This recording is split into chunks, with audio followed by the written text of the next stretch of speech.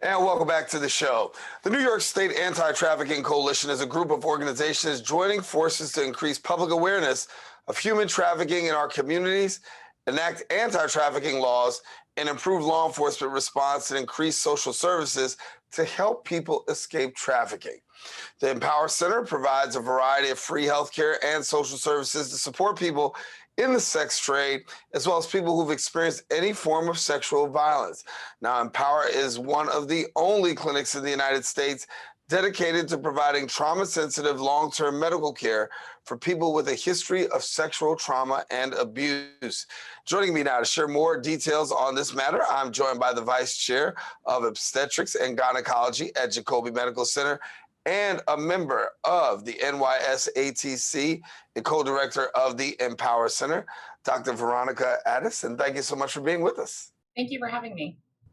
When we talk about these things, they're very serious in nature and also very traumatic. And I want to talk a little bit about trafficking and how prevalent it is in our community. But some way, Dr. Ades, a lot of people still don't know. Yeah, I think it's actually really important for people to understand exactly what trafficking is. It is essentially being exploited, and it can be for the purpose of labor or sex. And so I focus more on those who have been trafficked for sex. But examples of labor can be physical labor, farm work, or domestic servitude. In the case of sex trafficking, that can include what we traditionally refer to as prostitution, but it can also include things like pornography and other forms of sexual exploitation. And it doesn't require the crossing of borders, unlike, for example, drug trafficking. So many people think that you have to have moved from one country to another or one state to another. That's not true. You could be born in the Bronx, raised in the Bronx, and trafficked in the Bronx and never have left, but still be trafficked. Pretty prevalent in our society, and as it's prevalent in our society, a lot of people are victims of it. Talk to me from a victim's perspective about what you uncover once you're dealing with a victim. So we see a lot of different pathways of trafficking. Some people are romantically coerced into it. They might meet somebody and he, romances them and they're in love. We see that pattern a lot coming from Mexico and Central America, but also here in the Bronx. Another pathway is, let's say, foster youth. Foster youth are very vulnerable to trafficking because they already have a lot of vulnerabilities and instability.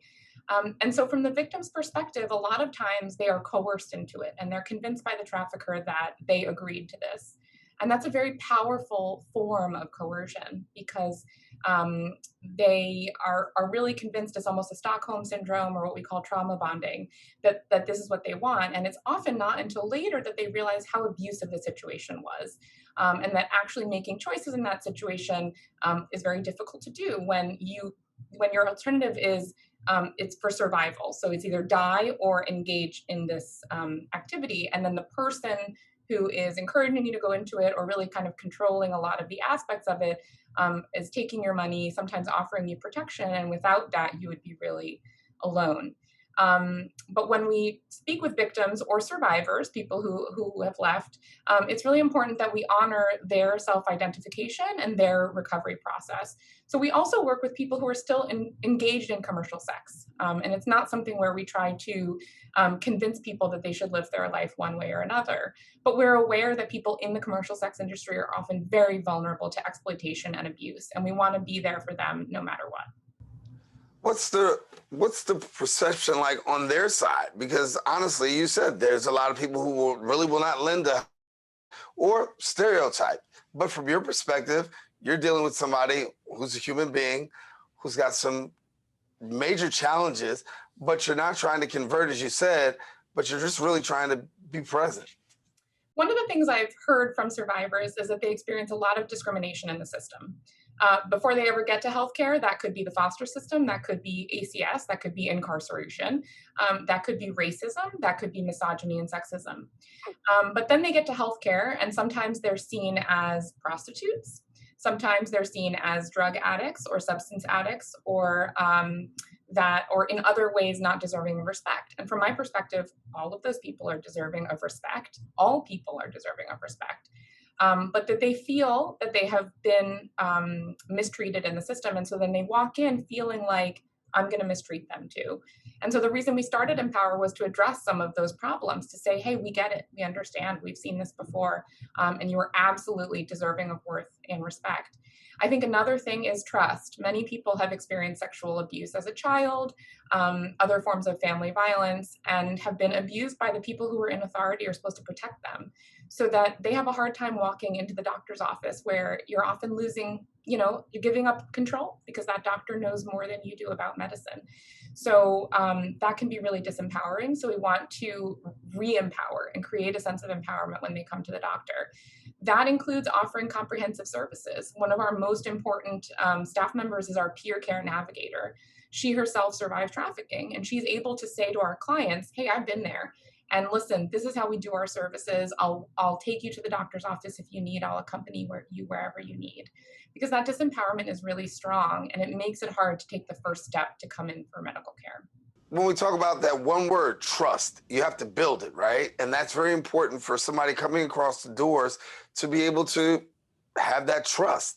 Absolutely. A lot of times on the outside, that's not going to happen. But you on the inside have to build those walls of trust. How long is that process in terms of building trust with victims who've been of sexual violence and also sex trafficking? Because you're talking about something that's pretty intimate. Yeah. Trust building takes a long time, and it takes a lot of work, and it's a process. It's not just a one-time thing. One of the things that we do is when people are referred to us, people can self-refer on our website, theempowercenter.org, or they can be referred by a social service organization. And we do an intake with a case manager, and that case manager assesses their needs. First of all, we build trust by addressing their primary identified needs. So even if we say, hey, this person needs to see a doctor, but she's saying that her primary need is legal, let's get the legal taken care of, because that's what she wants right now. But the second thing that we do is that we have the person most relevant reach out and build that trust. Like I said, the peer care navigator, but also the case manager can do that. Our social service staff will potentially communicate with clients through text messaging or phone or video chat, whatever they're most comfortable with, until they're ready to take the next step and come in. And that's actually something that the COVID telecommunications friendly world has helped us with, because while we were built as a walk-in center, allowing for initial contact to be by text message sometimes is just more approachable. So I want to talk about sex trafficking, sexual violence. When you hear people who are engaged in sex trafficking, from the victim's perspectives, there's also that stereotype. That stereotype is, okay, at any point they can walk away, they can leave, they can not be a part of this, right? But it's not so easy. Share with us a little bit from a layperson's perspective, so that way we might be able to know, what are those barriers? Because it seems so simple. We hear that with domestic violence. Why don't the person just leave? Well, same thing happens in sex trafficking, sex violence. It's not that simple. That's a great question. So one myth about sex trafficking is that it's somebody trapped in a room, imprisoned in a room. That's actually rarely the case. Most of the time, there's this coercive trauma bonding that I mentioned. And that's actually a more strong prison than keeping somebody locked up, because when you're in a prison of the mind, it keeps you very strongly. Some of the victims that I've spoken to said that they were put on a bus by their trafficker to go to Philadelphia to service a group of men there and come back, right? And it's easy to think, why wouldn't you run away? But the reality is many people have so many challenges. So they may have immigration barriers, they may be undocumented, they may not speak English, they may have a long history of trauma and abuse. If they were raised with family violence or the foster care system, they may not trust any authorities, and they may have experience in the carceral system. They may have been arrested for prostitution or other crimes that their trafficker got them into, and so may not trust law enforcement. Another barrier is how they've been seen in the past in the system as well. There is also a myth of this strict separation between prostitution, voluntary prostitution, and trafficking. But the reality is much more complicated. And like I said, the coercion factor is very powerful. Anybody who has a pimp is being exploited. And so to say that, oh, this person is choosing it, like I said, it's complicated, and we respect everybody's self-identification, but we also have to leave the door open when somebody is ready to leave and maybe has fears of violence. So when they're thinking about trying to leave trafficking or leave the commercial sex industry and go into something else, they think, do I have any self-worth? Can I do something else? what can I do? They might have arrests on their record and may not be able to get another job. Maybe they didn't finish high school. Maybe they don't speak English. So it's really, really overwhelming to think about just doing something else, which is why Empower has an amazing economic empowerment specialist that can help people take the next step and get a GED or go to a job fair or write their resume so that they can maybe go and do something else. Yeah. I want to take the time out and allow you to share a little bit about the services that you do have, because there may be somebody that's out there watching, somebody who has a family member, or maybe them themselves who needs some assistance in this area. Talk about the services you provide. Yeah, thank you. So we have both medical and social services. Our medical services include myself as an OBGYN. We have a primary care provider. We have psychiatry available, and we also have therapy available. And then on the social service side, we have case managers. We have a peer care navigator who, as I mentioned, is a survivor of trafficking herself and is an amazing and wonderful resource to our clients. We have full-time legal services and an economic empowerment specialist. If people need other kinds of services like housing, dental, ophthalmology, anything like that, we have ways of connecting them to their services, either through the facilities that we work in, which are Jacobi Medical Center in the Bronx and Gouverneur Health in Manhattan, or through other organizations. But our case managers really help walk them through it so that we can get them the services that they need. Yeah. So for people who want to get connected, how do they go about doing that? So the best way is to go to our website, theempowercenter.org. Make sure the is at the beginning there, theempowercenter.org. And then we have a link to a referral form there. They can also read more about our services, but there's a link to a referral form that they can fill out, and then one of our intake coordinators will contact them. And as I mentioned, people can self-refer, or somebody can refer them, and then we will contact whoever it is made the referral. So if the person themselves referred, we'll contact them. If there's a therapist or a case manager who made the referral, we'll contact that person first. It's helpful for us to know if the phone number being left is safe to contact that person on, because we realize that survivors of trafficking are often in abusive situations. So having that information is helpful. Yeah, it's a tremendous level of abuse that sometimes we are not so sensitive to, but we understand those who are engaged in sex trafficking and sexual violence have had a lot to deal with and to contend with. I know that the word empower, it's an acronym actually. So I forgot to mention that at the beginning of the show, but I want to give you a chance to explain a little bit about what the word empower and that acronym actually means. Yeah, so it came out of my work with survivors and thinking about, what are the kinds of things that I want to bring to this medical care. So it's engage, motivate, protect, organize, and then self-worth, the W, educate, and respect. So those are the principles behind Empower.